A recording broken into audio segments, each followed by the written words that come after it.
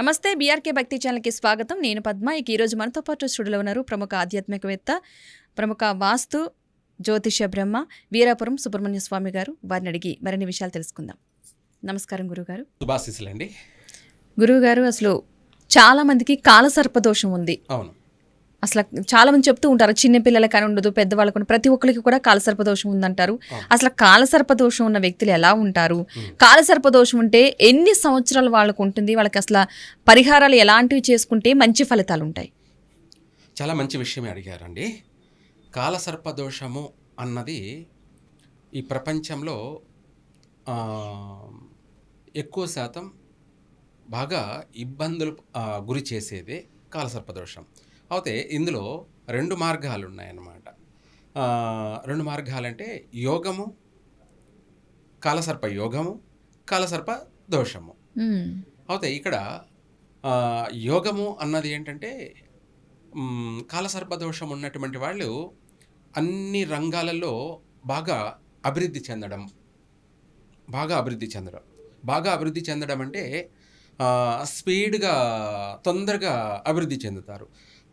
అంటే 10 మంది పరిచయాలు బాగా బలపడడం, అందరితోనూ అంటే వేలల్లో లక్షల్లో అందరితో పరిచయాలు అభివృద్ధి చెందడం, వాళ్ళ ద్వారా కూడా పబ్లిసిటీ కావడం.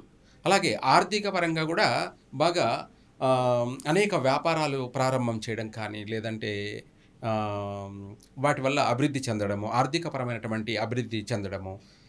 ఏమీ లేనటువంటి వాళ్ళు లక్షలు కోట్లలో సంపాదించడం కూడా జరిగిపోతుంది యోగం వల్ల. కోట్లలో సంపాదించడం అంటే మనము ఇంత అంతని చెప్పడానికి లేదు.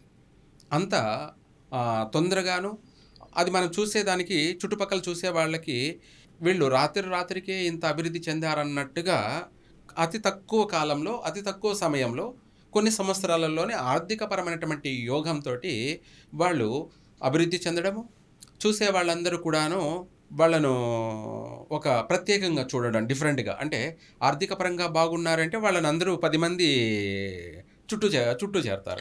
అంటే బెల్లమన్న చోటే చీమలు వచ్చేస్తాయి కదా, అట్లాగే ఎవరైతే ఆర్థిక పరంగా బాగా అభివృద్ధి చెందుతున్నారో వాళ్ళ చుట్టూ అందరూ చేరుతారు. వాళ్ళను రోజు పొగడ్తలతో ముంచేస్తుంటారు. నిద్ర లేగానే వీళ్ళందరూ రెడీగా ఉంటారు. అన్ని విధాల పొగడ్తలు, వాళ్ళను ముంచెత్తడం కానీ, అనేక విధాలు కూడా వాళ్ళ నుంచి వీళ్ళు అనేక ఆశించి అందరూ కూడా అనేక చుట్టూ తిరుగుతూ ఉంటారు.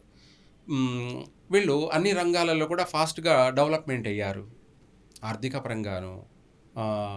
అలాగే 10 మంది పలుకుబడి, పబ్లిసిటీ, ఏది చేసినా కలిసి రావడము, ఇలా ఉండేటప్పటికీ వాళ్ళ వాసన అనేది మొత్తం పాకిపోతూ ఉంటుంది. అంటే ఊర్లు, మండలాలు, జిల్లాలు, రాష్ట్ర వ్యాప్తంగా కూడా, దేశవ్యాప్తంగా కూడా వాళ్ళ పేరు ప్రఖ్యాతలు బలపడిపోతూ ఉంటాయి. అటువంటి వాళ్ళ చుట్టూ అందరూ కూడా చేరుతుంటారు. అయితే ఇక్కడ 2 రకాలు అనుకున్నాం, యోగము, దోషము. అది ఎన్ని సంవత్సరాలు, అన్ని సంవత్సరాల వరకే. అది సంవత్సరాల, లేకపోతే నెలల అనేది, వారాల, రోజుల అన్నది కూడా ఉంటుంది. మనం చూసుకోవచ్చు, తెలుసుకోవచ్చు కూడా. ఆ తర్వాత ఇన్ని రోజుల్లో అభివృద్ధి చెందుతావు, మళ్ళీ అంతా పోగొట్టుకుంటావు అనేది కూడా ముందే తెలుసుకోవచ్చు, చెప్తారు కూడా. అది అనుభవం ఉన్నటువంటి వాళ్ళు చెప్పగలరు. ఆ తర్వాత ఒక్కసారిగా ఉన్న పలానా మొత్తం ఎన్ని కోట్లయితే సంపాదించారో ఆ అన్ని కోట్ల సంపాదన అంతా కూడా కర్పూర హారతిలాగా రోజు కరిగిపోతూనే ఉంటుంది. మంచుగడ్డ కరిగిపోతే అట్లా ఐస్ ఎలా కరిగిపోతుందో అంతకంటే ఇంకా వేగంగా కూడా వెళ్ళిపోతుంటుంది. ఏం చేసినా కూడా రివర్స్ అయిపోతూ ఉంటాయి. మనం ఏం చేసినా కూడా, అంతకుముందు యోగంలో ఉన్నప్పుడు వాడు ఏది చేస్తే అదే. అక్కడ పందిని పట్టుకొని నంది అంటే అందరూ నంది, ఎందుకంటే అలా ఉంటుంది వాని యొక్క ప్రభావం. ఆ తర్వాత అదే మనం ఇందాక చెప్పాం కదా, పందిని పట్టుకొని ఇది నంది అంటే నంది అనాల్సింది అన్నట్టుగా. అట్లాగే దోషం అన్నప్పుడు ఏమవుతుందంటే ప్రతిదీ రివర్స్ అయిపోయింది కదా. అప్పుడు నందిని పట్టుకొని వీడు, అంటే నందిని అంటే ఆవును పట్టుకొని, పంది అంటే కొడతారు, తిడతారు. ఏమిట్రా ఆవును పట్టుకొని పంది అంటున్నావని. అంటే అలా రివర్స్ అయిపోతుందనమాట. ఏం చేసినా రివర్స్ తగులుతూ ఉంటాయి. రివర్స్ తగులుతూ ఉంటుంది. రెండోది ఏది చేసినా కూడా నష్టమే జరుగుతూ ఉంటుంది. ఆ తర్వాత వీడు మంచి మాట్లాడినా కూడా అది చెడే అవుతూ ఉంటుంది. ఇలా ప్రతిదీ ఆపోజిట్ అయిపోతుంది.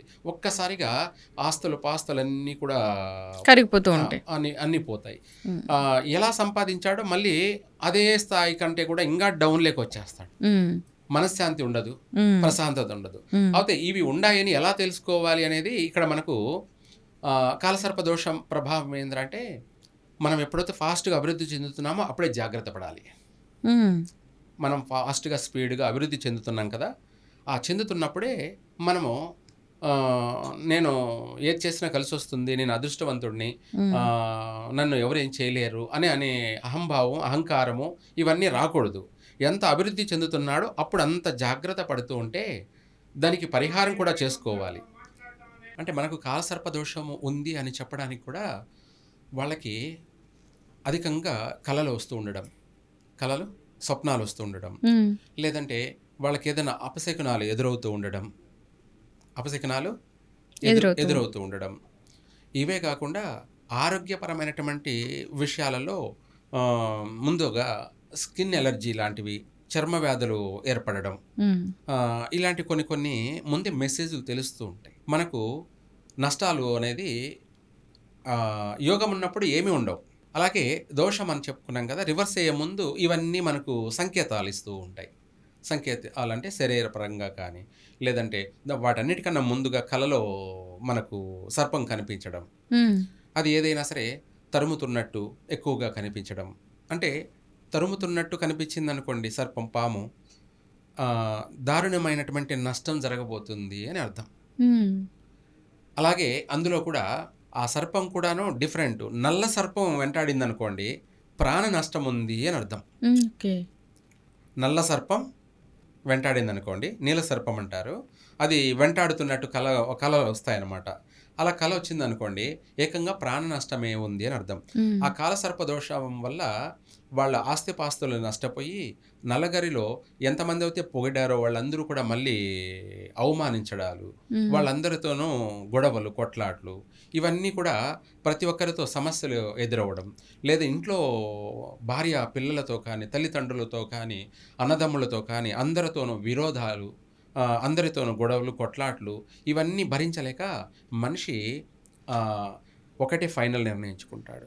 అంటే క్షణిక ఆవేశం అన్నట్టుగా వాటన్నిటిని తట్టుకోలేక, భరించలేక ఆత్మహత్య శరణ్యం చెప్పేసి ఆత్మహత్య చేసుకున్న వాళ్ళు ఎంతోమంది ఉన్నారు. ఈ యొక్క కాలసర్పదోష ప్రభావం వల్ల అంత ఘోరంగా ఉంటుంది, భరించలేక, తట్టుకోలేక ఆత్మహత్య చేసుకున్న వాళ్ళు ఉన్నారు.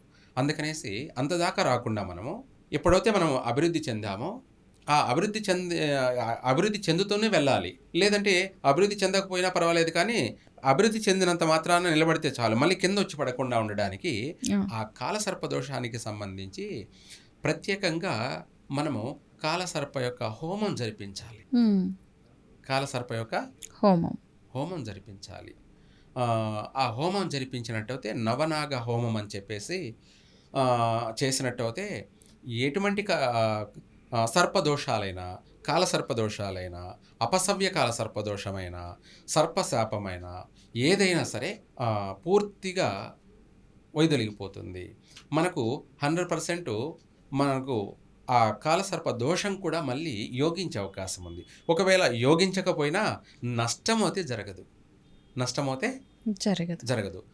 ఇందాక మనం చెప్పుకున్నాం, దానివల్ల ప్రాణ నష్టం, లేదంటే దేశ సంచారం అంటే ఒక చోట ఉండలేరు వాళ్ళు. అంటే ఒక చోట స్థిరంగా ఉండలేరు, తిరుగుతూ ఉండాల్సిందే. ఇక్కడ ఒక చోట, ఇంకో చోట అనేసి ఒక 5-6 స్థానాలైనా 10 స్థానాలైనా కూడా మారుతూ ఉంటారు, తిరుగుతూ ఉంటారు, అధికంగా నష్టపోతూ ఉంటారు కూడా అన్నమాట. మనము యోగాన్ని మనం ఉపయోగించుకోవాలి, వచ్చిన అవకాశాన్ని సద్వినియోగం చేసుకోవాలి. అక్కడ స్థిరపడాలి అంటే ఎప్పుడైతే అభివృద్ధి చెందుతున్నామో అప్పుడు స్పిరిచువల్గా కూడా అంతే అభివృద్ధి చెందాలి. స్పిరిచువల్గా కూడా అభివృద్ధి చెందడం అంటే మనము మన జీవితం బాగుండడం కోసం మనం ఏదైనా సరే పూజా కార్యక్రమాలు అనేది అమావాస్యకి కానీ, లేదా పౌర్ణమికి కానీ ఈ యొక్క సర్పశాంతులు కానీ చేసుకుంటూ వెళ్తుంటే మనం ఇంకా విశేషంగా అభివృద్ధి చెందుతాము, అన్ని రంగాలలో స్థిరపడతాము. మనం స్థిరపడమే కాకుండా 100 మందికి మనం అభివృద్ధిని ఇవ్వగలము, 10 మందికి బతుకు తెరువుని కలిగించగలము. అలాగే అనేక రంగాలలో కూడా 10 మందిని మనం పోషించగలం, అలా స్థిరపడగలం. కాబట్టి ఈ యొక్క కాలసర్ప దోషాన్ని మనము తక్కువ అంచనా వేయకూడదు. ఎంత మనము అభివృద్ధి చెందుతున్నామో అప్పుడు అంతే జాగ్రత్త పడుతూ పోతుండాలి. లేదంటే మనకు దానివల్ల స్త్రీలకు అయితే గర్భస్రావము, అంటే సంతాన నష్టం, వివాహం ఆలస్యం జరగడము, లేదంటే వివాహం అయిన తర్వాత భార్యాభర్తల సఖ్యత బాగుండకపోవడం. భార్యాభర్తలు అంటే వాళ్ళ యొక్క సంగమం, సంగమ సుఖం అంటాం కదా, అది లేకపోవడం. అది లేకపోవడం అంటే ఒకరికి ఇష్టం వచ్చినప్పుడు ఇంకొకరికి ఇష్టం లేకపోవడం, అంటే భార్యకు ఇష్టం ఉన్నప్పుడు భర్తకు ఇష్టం లేకపోవడం, భర్తకి ఇష్టం ఉన్నప్పుడు భార్యకి ఇష్టం లేకపోవడం. ఇట్లా అది ఒక ఇద్దరికి ఆనందాన్ని, సంతోషాన్ని, సుఖాన్ని కలిగించదు. గొడవలు పడుతూ ఉంటారు. కంపల్సరిగా 100% దానివల్ల భార్యాభర్తల మధ్య మనస్పర్ధలు, గొడవలు, అనేక సమస్యలు, నష్టాలు ఎదురవుతూ ఉంటాయి. దానివల్ల సంతానం ఆలస్యమే జరుగుతుంది. ఒకవేళ సంతానం గర్భవతి అయ్యారనుకోండి, మళ్ళీ 3వ నెల, 4వ నెల, 5వ నెలలో గర్భస్రావం జరిగే అవకాశం ఉంటుంది. అబార్షన్ అంటారు. లేదు అది జరగలేదనుకోండి, వీళ్ళకి బుద్ధి పుట్టిచ్చేసి వీళ్ళే ఆ గర్భస్రావాన్ని చేయించుకుంటారు కూడా. అంటే వీళ్ళ కన్ను వీళ్ళే పొడుచుకుంటారు. నాకు ఇప్పుడే వద్దు, కొద్ది రోజులు సుఖపడాలి, అనుభవించాలి, లేదంటే నాకు జాబులో కుదరదు, వీలు కాదు, ఇట్లా రకరకాల కారణాలు, ఏ కారణమైనా ఏ సమస్య అయినా కానీ నష్టం అవుతే అదే ఎంతటా జరగకపోయినా వీళ్ళంతటా వీళ్ళే దాన్ని నష్టపరుచుకుంటారు. ఇటువంటివి అనేకమైన సమస్యలు అనేది ఈ కాలసర్ప దోషం అనేది ఒక్క రూపంలో కాదు, అనేక రూపాలలో వాళ్ళను వెంటాడుతూనే ఉంటుంది. ఇవన్నీ పడే వాళ్ళకి, అనుభవించే వాళ్ళకి మాత్రమే అర్థమవుతుంది. మనకు మామూలుగా ఈ సమస్యలు పడని వాళ్ళకి మనం చెప్పేదంతా కూడా ఒక ఏదో సొల్లులాగా అనిపిస్తుంటుంది. మనం ఏదో చెప్తున్నట్టు, కావాలని క్రియేట్ చేసి చెప్పుకుంటున్నట్టు అనిపిస్తుంది. కానీ ఇది ఎవరైతే అనుభవిస్తున్నారో, ఎవరైతే ఆ బాధపడుతున్నారో వాళ్ళకు మాత్రమే తెలుస్తుంది, అర్థమవుతుంది. ఓకే గురువుగారు, కాలసర్పదోషం గురించి మంచి వివరణ ఇచ్చారు. ధన్యవాదాలు. సర్వే జన సుఖినో భవంతు.